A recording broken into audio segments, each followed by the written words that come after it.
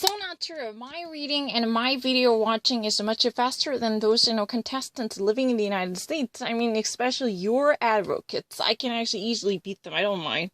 You know what, so far, if I ever actually, before I return to the original fates, because, you just actually hampered my progress, so I'm going to actually give, what happened so far. There is a detective, Bob Thompson, who delivers everything. He all of a sudden, actually 2:30 in the morning, got up a phone call from his boss and asking him to look deeper into the case that just broke out at, the residence of Dr. Lafayette, who was actually just freshly moved to, who was actually literally part of the Bellevue community in Seattle. I mean, this is really close to Seattle, but not technically Seattle. No. Their residence was a part of the Somerset area in Bellevue, more specifically, if you ever wanted to write it down. I've only actually watched it once, but I want to actually, go back to the regional part to demonstrate how accurate I was. Because,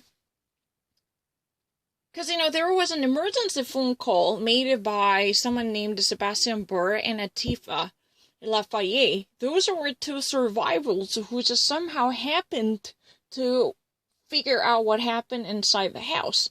3 people were brutally murdered. Dr. Lafayette's wife was lying on the floor, on the first floor, and she actually had a blunt force trauma. That was the cause of death, Her brain was severely damaged by a very blunt, club, as she was bludgeoned to death.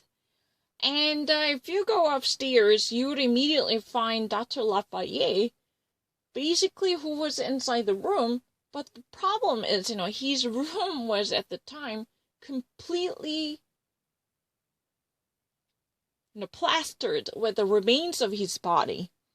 Because, the debris and pieces coming from his brain were thrown all over the place, and he was also equally beaten to death because, literally his brain got exploded.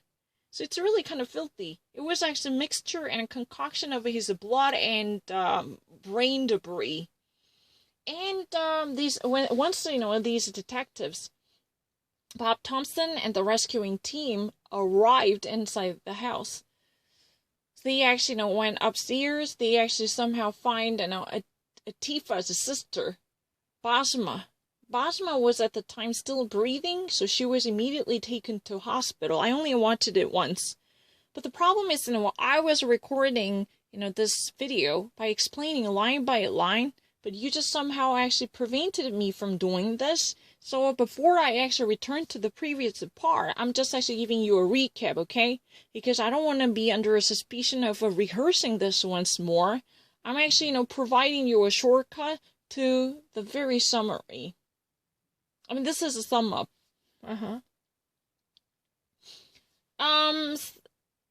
There is, if you ever actually watch this, there is, Sebastian Burr's ex-girlfriend, whose name is Sarah Isaacson, who actually provided sufficient profiles of those 2 children, because they used to actually live in Vancouver, but Dr. Lafayette's family recently moved to Seattle area, technically in the Somerset region, part of Bellevue. Bellevue is really the city in Washington state, okay? The state of Washington, where Seattle and Tacomas are, right? And what else was there? Sarah I. Jackson, who actually, had a relationship with Sebastian Barr up until the first year of college, starting from the grade 12, right? She actually had a good understanding of him. He could actually be somewhat lethargic, but he was actually, very much curious intellectually. He liked to have a debate, and he wanted to actually, increase many things in his life.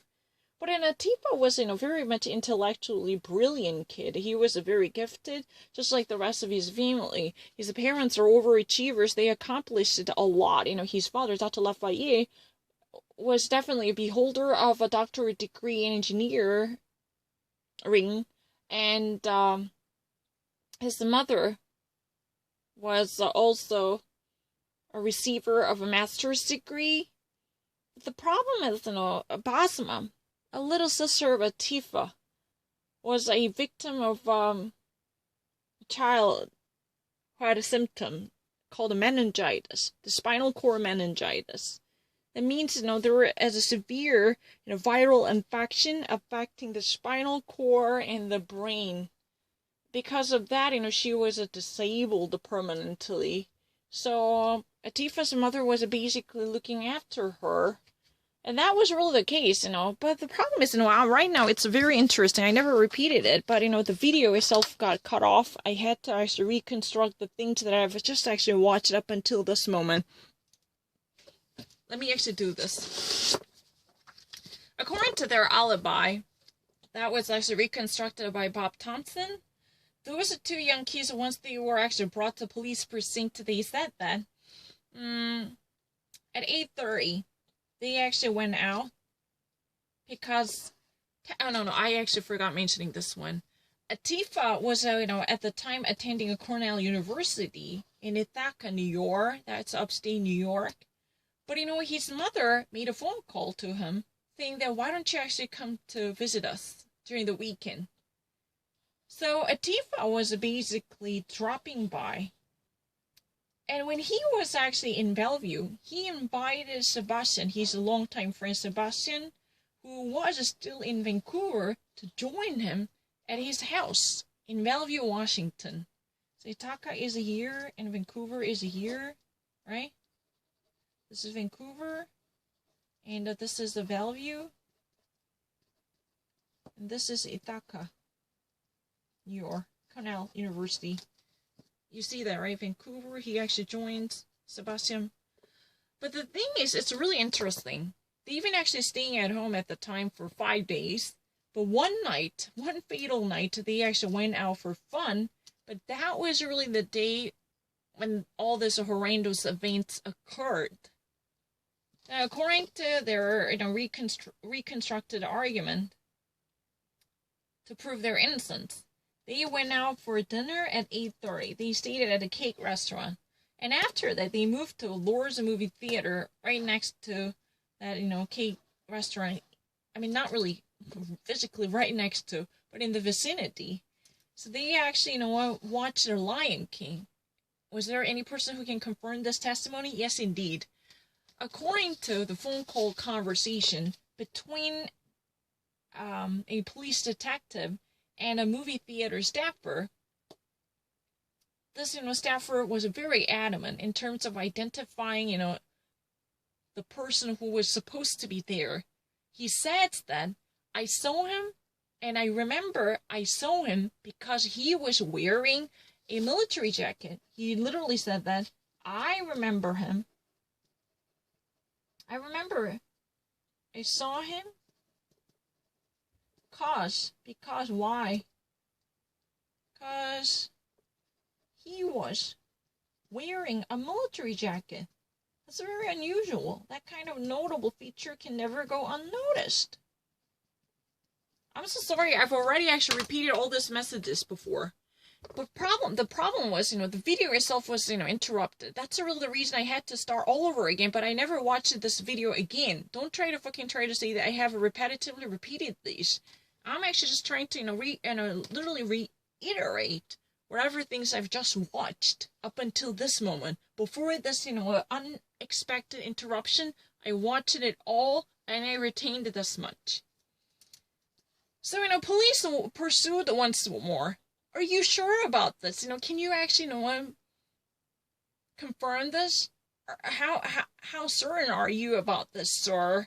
You've been actually working for the Lourdes in a movie theater, but how much can you be so sure of yourself? I'm 100% certain. I'm not really 100%. That's not what he said. But he was, at least, reasonably positive about his memory because, this guy was wearing a very noticeable clothing. So then, after this incident, they said that they actually, went to Seattle. They actually decided to be in the town, so they decided to go to Seattle. So they were at all night, 24-hour diner. It means, if you ever actually go to New York, Tom's Restaurant, the Seinfeld place, you know that this kind of restaurants would operate 24 hours. There will be no chance this would be remain closed, right? I mean, but you know what? I know the police and detectives were also very skeptical of this type of statement. But there was one person who positively confirmed one of these two, suspects' identity. She said that she literally saw him. This all-night restaurant, there was, a specified testimony confirming the existence of their dining out. I mean, because, there was a certain guy who was very queasy about this 24-hour clubs or, very hot, hip and hot places to hang out. These kind of questions were pursued by Sebastian and Atifa. So, she, as a waitress, was still holding on to that queasy questions by them.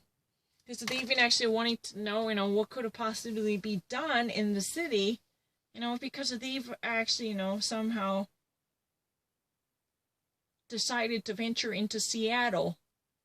I mean, so they've been looking for, cities of clubs to spend the night. That was really the thing, as far as I'm concerned. That was really the reason why this particular waitress was, still able to recognize them, two of them. I'm not lying. Because one guy, while they were having a meal, because this is really all-night restaurant, it means that this would actually, operate around the clock. There is no chance this would have closed down its door. Because if you actually go to metropolitan areas, you would actually notice that there will be always a 24-hour restaurant, which definitely serves its customers around the clock with no stoppage, right? They actually, hit this type of restaurant. But the problem is, police are very much skeptical of their statements. Think about it. While they were staying at home, throughout, 5 different days, there were no accident at all. But one night they were out. They were actually having such a long night by, even displacing themselves to Seattle. Which would have probably taken more than 40 minutes to get there. Right? From Bellevue to Seattle, if you ever drive a car. It's really interesting. I think I actually delivered everything. If you ever actually watch this, on top of it, there would be a coercive message. It's really kind of a sting operation that should never be actually used by the police. Because the police officers are faking their identity to at least, induce these suspects to confess to all.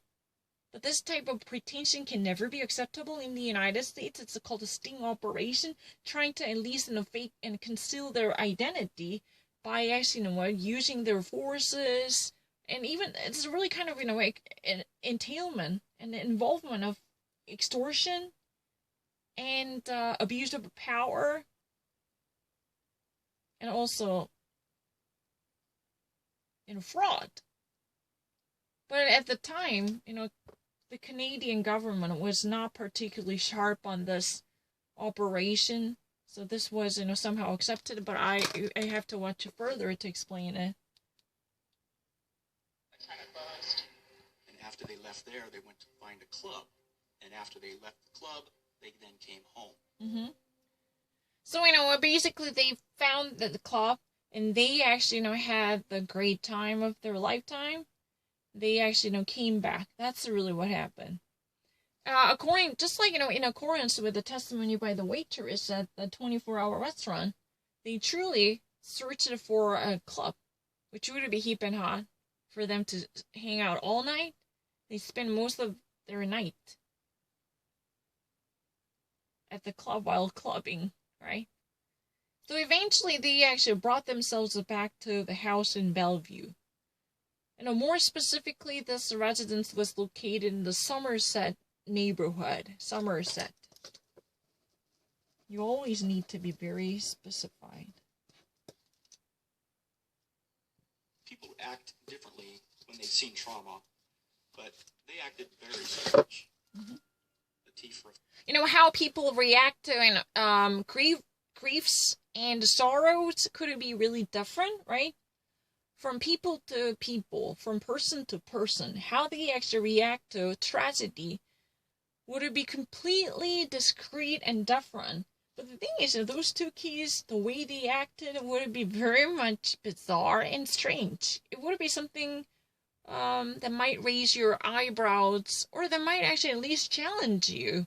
How the hell would they ever act like this in the face of such a tragedy, especially Atifa, whose parents and whose sister were dead, all together. His entire family was, broken apart. He could be still acting like this. And of course, there is really a non-theory that, you can never actually judge a person simply focusing on how they react to a certain accident, right? Because people had a different way of digesting things like this. He was just very nonchalant about what had happened. He was, at least from the perspective of this police detective, Bob Thompson, Atifa remained very much nonchalant. Nonchalant means he was a carefree, insouciant. Sans souci. It means that he was like, such a carefree kid, oh my god, he was not at all sobbing and weeping and crying, oh my gosh, what am I gonna do? Like, this was really a bullshit from his dictionary. He was remaining too, not really upbeat, but as if nothing had been happened. He was actually so calm. Excuse me, I'm here, what do you want me to do? Like this kind of, And he was holding on to had a reason. Probably he's a really kind of clear thinking guy. I don't know. But you know what? I want to actually talk about this throughout the night. Would you actually stay with me? Let me go get some coffee. I just really want to remind myself of, what would have possibly be done here. But let me actually refill my coffee. That's what I want to do.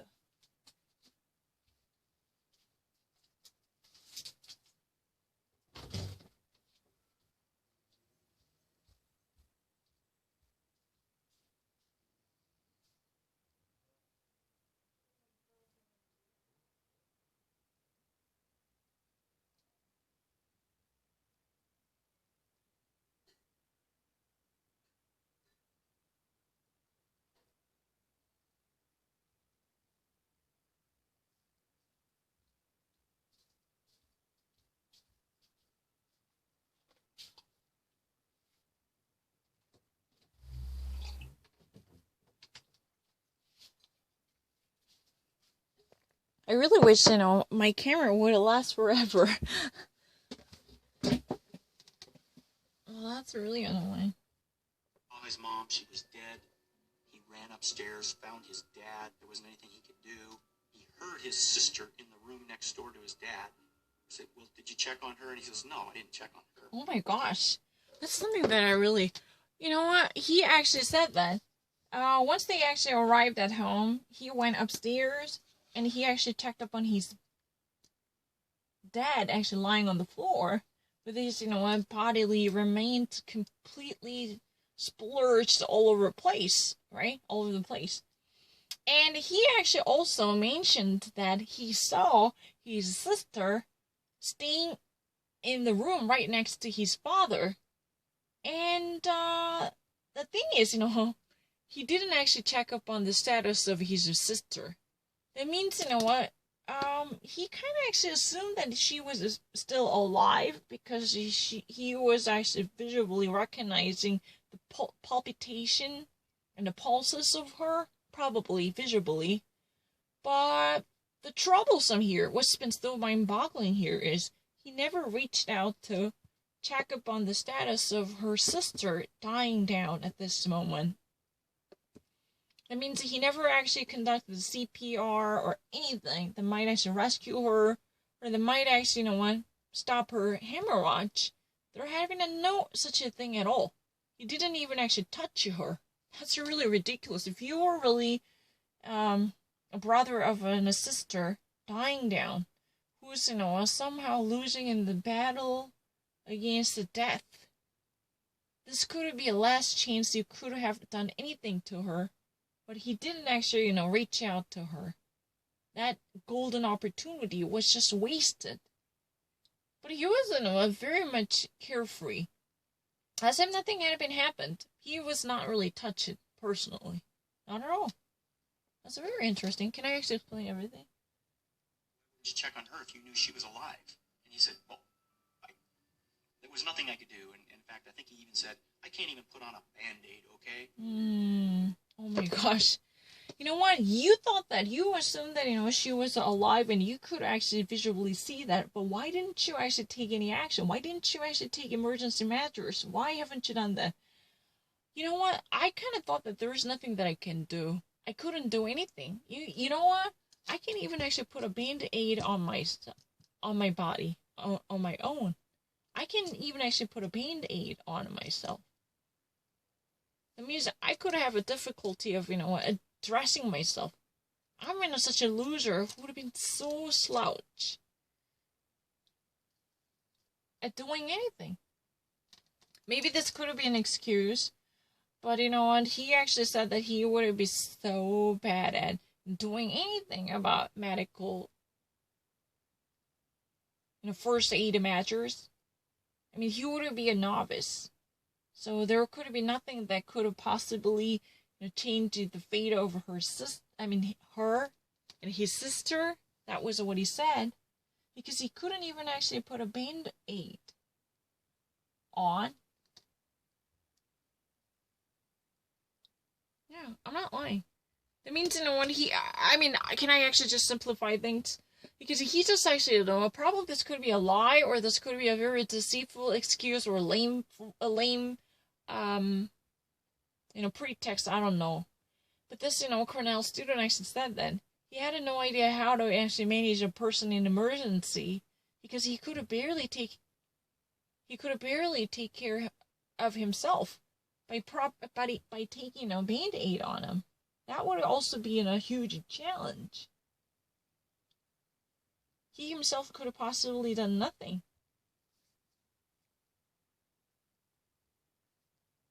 That was what has been mentioned by him. Police department was, very much in trouble to realize that, because, these detectives were actually grilling him to find something relevant to the identity of a possible mass murderer here. And also the nation, the police are also troubled to see this kind of event.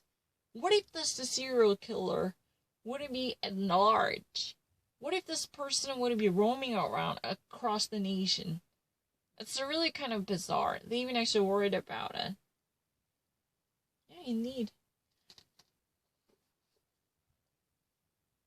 All I know is somebody had taken my Walkman from a shelf. Oh my gosh. You know what? He actually said that in the midst of all the tragedy, all I know is this. Somebody took my Walkman on the shelf in the upstairs. You know what? In the wake of the family tragedy, you lost your parents, you lost your sister, but all I know, according to his own word, quote unquote, all I know is that my Walkman, the Sony Walkman that was taken away from me, somebody actually took it away from me. Somebody stole it. Excuse me, can you believe it? That was my possessions. Somebody actually took it away from me. That was supposed to be on the shelf, but somebody actually removed it from the place. I don't know where the hell that is. That's what he said. He's not just nonchalant, but he actually even couldn't feign himself to at least have a very sympathetic, mournful feelings for his own family. It's not really his foster house or something like that. And the VCR was missing from the family room. And also the VCR was missing from the family room. Also the videotape recorder, video camera recorder, and a player. That's a VCR at the time we call it, right? Video camera recorder player, right? The VCR was missing from the room. So, two things. Electronic gadgets at the time, which were pretty much expensive to obtain, the Sony Walkman and the VCR, those two things. The VCR was supposed to be part of the family entertaining room because these was, the place where they watch a movie or in a TV program together. The family room was, the space shared between among four different members. But the problem is, this VCR was taken away and robbed. That's really the case. just saw your dad slaughtered, you just saw your mom slaughtered, and you're telling me that someone stole your Walkman? And Sebastian Burns, he was very put out about even having to talk to the police. He was feeling that, I already talked to the police. I already So, when police are very much devastated to hear his original response saying that, oh, my VCR was missing, and my Walkman was taken away. The VCR was supposed to be in our family entertaining room. That was the console belonging to my family, but that was actually missing. You know what? Now you've been actually seeing that your parents were slaughtered. Your sister was murdered. Is that all you can say? That was really the mind-boggling feeling that you received from Sebastian. And the police now state that once they actually had an interview with them, they actually noticed that something was really different. And Sebastian Burr was more like put out because he was really the one very reluctant to talk anything to police, saying that I've already talked to you. I already actually said everything that I know. What can I actually say more? Do you want me to fabricate the story to tell you more about this? Like, this kind of very defensive posture was taken by Sebastian Burr. Sebastian Burr was really, as you know, as a friend of Atifa, was staying at Dr. Lafayette's residence as a guest of honor. Tell the truth, It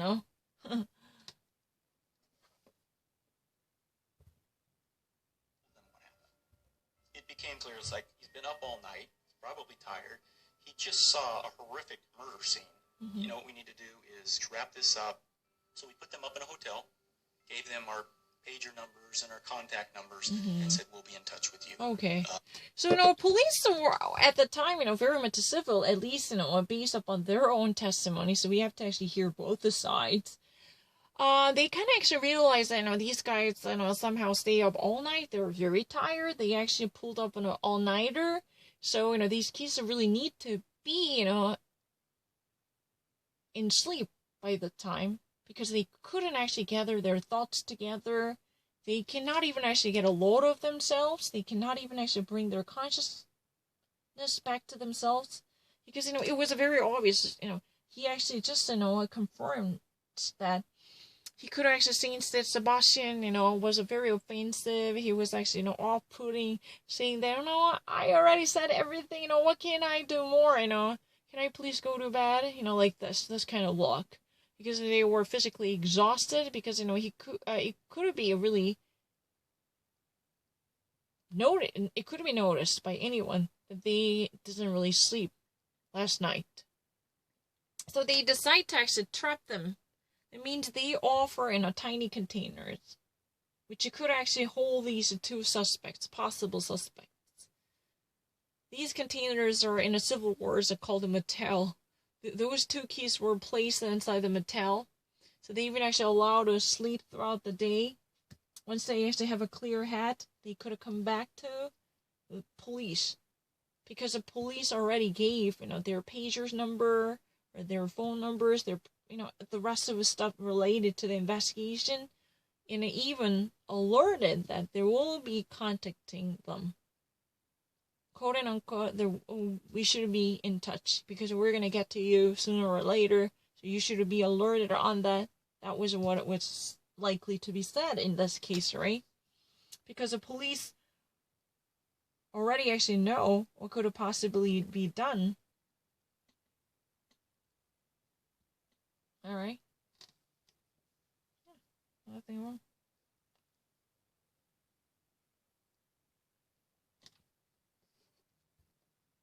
I mean, here, actually, he said that they just trapped them. It means that, at least they should not run away. They should never be a fugitive at the time, right? They should have never been a fugitive. So in order to prevent this kind of ugly scenario, they decide to offer a limited space by caning them in order to actually have them in the vicinity, in the proximity of the police. So police could reach out to them, and police can actually recall them or bring them back to precinct for a proper investigation or scrutiny, or they can actually, interrogate them. This could be possible, right? Let's get some sleep. Let's get some sleep, Let's try to actually put these kids I didn't to know sleep. exactly when they were going to come home. Their plans were a little loose. So I had been phoning the Burns house, and one morning, my parents woke me up. Mm-hmm. Sebastian's schedule was somewhat loose feet. That means there was no definitive, schedule that had been officially put out. Even actually, his former girlfriend, Sarah I. Jackson, had no idea when he would come back to Vancouver. So, definitely, she was her ex. So, what can I actually say then?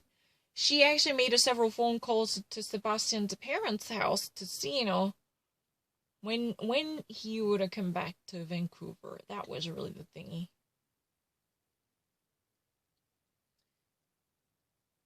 And one morning, Sarah's parents somehow woke her up. Sarah was very surprised to hear that they've been actually involved with a certain type of murder mystery. That's what she later learned. Because, as she was in the first place, making a phone call, she was indeed making a phone call to Sebastian. She was phoning him. Why? Because, there was nothing concrete about his whereabouts. His itineraries were unknown. When he would have come back to the city, the city of Vancouver, that was completely unknown. At the time, Sarah was seeing Sebastian. Now, she is, his ex-girlfriend, or formal girlfriend, whatever you call it. However you call it. She is not available for him anymore, as far as I can tell. But the problem is, if one's schedule is loose fit, it's actually in the situation of TBA, to be announced. Nothing has been actually certain at the time, so Sarah had no idea what would have happened to him when he would have come back to the city, and the rest of stuff remained pretty much murkier than a mud slime. The problem is, she was contacting him, but he was unreachable, so she recalls that at this moment, that she made a phone call to Sebastian's parents' house. She indeed actually, even pick up the phone and ask Sebastian's parents to know when he would have come back to the city. But one morning, Sarah's parents, as usual, woke her up, saying that, darling, it's time for you to rise and shine, trying to get her up. But the thing is, there was something unusual going on. Told me that they had read in the newspaper that Atif's family had been murdered. And it occurred to me that the Burns may not know. So I phoned Mr. Burns, and he answered the phone, and he sort of joked and said, Sebastian isn't home yet. So, Sarah was very shocked to hear, what her parents just told her at the time. They said, they've just read this news article saying that Atif's parents were murdered. And she actually got such a hunch that Burns would not be actually known to the circumstances. According to her guessing, she kind of guesstimated that the Burns family, the Burns parents, Sebastian's parents, would not possibly be informed on the situation. So she decided to make a phone call to Sebastian's home in Vancouver. Because the Sebastian's residence is in Vancouver. He resided in Vancouver at the time with his parents. So she actually dialed them. And then they said, Sebastian's father actually picked up the phone on the other side of the receiver. He said that, you must be joking. You know what? This must be a line. He was actually, really in a state of denial or in a suspicion. Because Sebastian is not yet here. Sebastian is not back in Canada. He's still hanging out. He could have possibly be hanging out with them. How could that be done, practically he was in disbelief, right? And I said, I was sort of sobbing into the phone, and I said, "You haven't heard." So she, all of a sudden, when she actually heard this type of ignorance from Sebastian's father, she all of a sudden started sobbing. I mean, she was weeping and crying like, "Oh my God, you had no idea what this could possibly be about, right? You had no idea what this would be about. You've been completely unknown to this." That was really the thing. She started, crying. She couldn't help it. Because once she actually heard, the last thing she ever wanted to hear, that Sebastian is not here, quote unquote. That was really the very breaking point.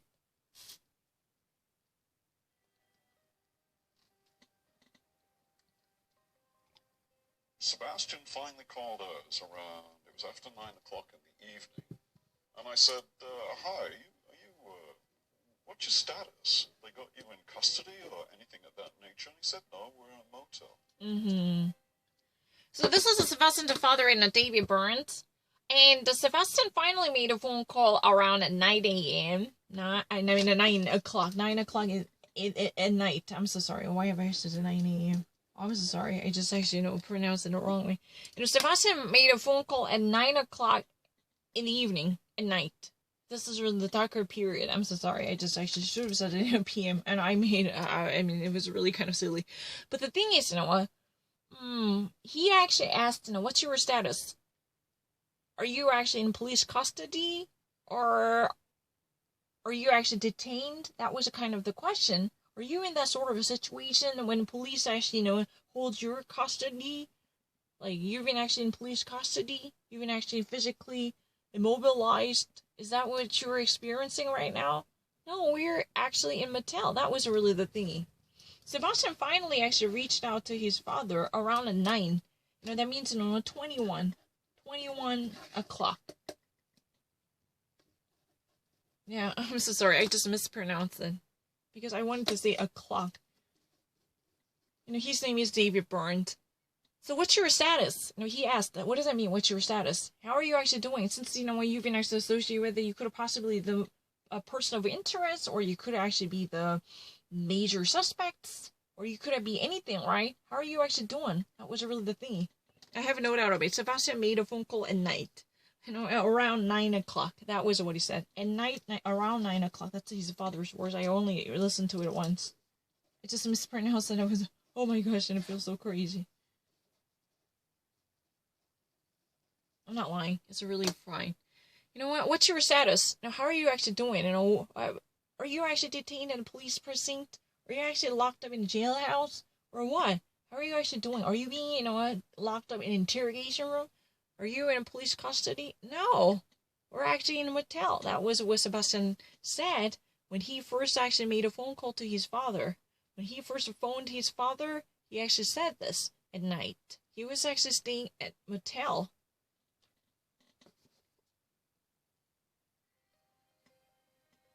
So, I think I'd like to come down and pick you guys up, bring you, because I guess you can't go back to the house, so you've got no place to stay. And he said, "No, we can't leave without letting the police know." Mm-hmm. As soon as the murders... So, what, immediately David, the Sebastian, the father, said that, "Oh, if that is the case, can I actually go to the motel to pick you guys up, since you have no more houses to stay, you have nowhere to go, and you have no car, probably? Can I actually go down there to actually, gather you guys, or bring you guys to my house? Can I actually do that for you?" Sebastian said no. We cannot actually leave this area until we would actually, do our business with them. Without actually letting them know, we can never actually leave this place. That's what actually he said. Well, that's interesting. Because, Sebastian's father was at the time, very much, calm,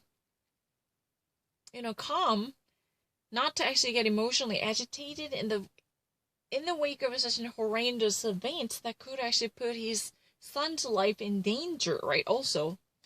Because, they were enjoying the prime of their lifetime, but once, this type of indictment could go wrong, then it could actually be really messy, But he was pretty much calm. Oh, since you guys are staying in Mattel, can I actually go down to pick you guys up? Can I actually, bring you guys to home? Can I actually, do something for you? Since you have nowhere to turn to, because Atifa's family is basically gone at this moment. That was what he actually said to his son, Sebastian Byrne. But Sebastian Byrne said, without notifying police, there's no chance we could have left this area.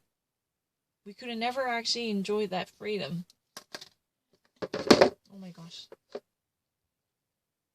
Happened. They were taken in by the Bellevue Police Department and sequestered. Mm-hmm. They were in a dingy motel room Uh-huh. for 3 days and just questioned at the Bellevue Police's discretion. Uh-huh. So, you know what? They've been basically, sequestered, isolated from the rest of the public by actually, having themselves a place inside the dingy motel. Somebody was, a rundown motel isolated from the rest of the community in order to secure the privacy. So they've been actually literally grilled by the police officers questioning them. They've been actually, conducting their interrogation separately by actually, having them placed in their separate rooms. Right? This is really interesting. This is one way of, practicing confinement. These guys were actually for about 3 days, confined to, specified rooms separately and discreetly in order to actually, have them subject to interrogations, right? Basically, police were at the time bombarding them with questions, whether they were lying. This type of situations were evaluated through their analysis. So, there were a reason why they were actually, segregated from the rest of the community. Why they were actually, pushed to stay inside the tiny hotel, the motel, It's like in a cheap, dingy motel, which it would actually provide no specified service for them. But they were actually there for the sake of, the sequestration.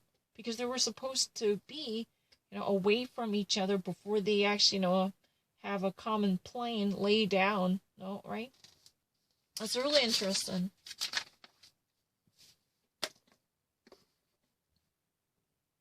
Time period. Initially, when you're taking these statements, you're just kind of like, you're getting this information, but as you're kind of sitting back and looking at it again, you go, I want to take another look at this. Something isn't making any sense.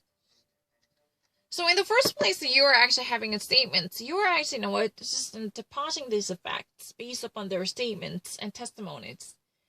Then when you were actually reviewing them, or when you were actually, turning on the mind's eye, or the view of a reason, you're thinking that, something's missing, or something's not right, something's not coherent. They actually always question the legitimacy and the validation of the the testimonies simply left by these witnesses, or suspects, or whatsoever, right? So they've been actually particularly classified as a persons of interest, right? So these people's arguments are going to be reviewed and dissected. Once you've been actually writing them down, you actually put your judgment at bay. But, once you actually decide to see, what could possibly be done by them, then finally, a sense of suspicion kicks in to tackle everything. Would that be reasonable? Can they actually drive to Seattle and return to Bellevue? And this kind of timeline would be double-checked and everything would be challenged. Whether, all different facts they actually just stated would be compatible. That could be done at the same time. Now, what if they were not sitting well with each other? What if they would actually be against one another? What if they could never be coexistent? This one statement can dovetail with another. This type of coherence can be very much challenged according to their reviewing tactics.